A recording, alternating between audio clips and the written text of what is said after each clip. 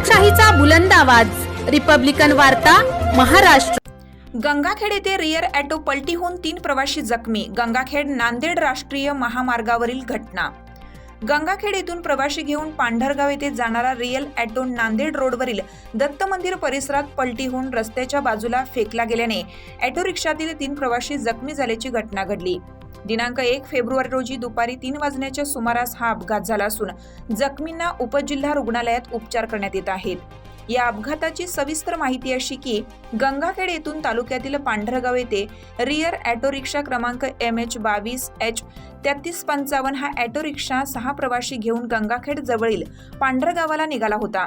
गंगाखेड बस स्थानक जवळील उड्डाण पुलाच्या पुढे दत्त मंदिर परिसरात नांदेड रोडवर चढ्यावर रिअर प्रवासी ॲटो तोल जाऊन 6 प्रवाशांसह रस्त्याच्या बाजूला जाऊन पलटी झाला।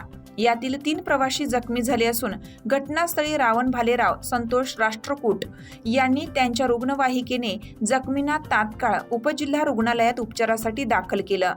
जखमींमध्ये गंधारबाई गायकवाड वय 75 वर्ष, सलीमबी शेख अल्लाउद्दीन वय 45, केशव कोंडिबा मुसळे वय 65 वर्ष राहणार पांढरगाव हे जखमी झाले। 3 जखमींपैकी गंधारबाई गायकवाड हिला पुढील उपचारासाठी परभणीला हलवण्यात आला आहे। जखमींवर वैद्यकीय अधिकारी कुणाल शिसोदिया, परिचारिका माला घोबाळे, वैशाली केंद्रे, आरोग्य कर्मचारी प्रशांत राठोड, रशीद शहा यांनी उपचार केले। रिपब्लिकन वार्ता महाराष्ट्र न्यूजसाठी गंगाखेड परभणी प्रतिनिधी राजकुमार मुंडे।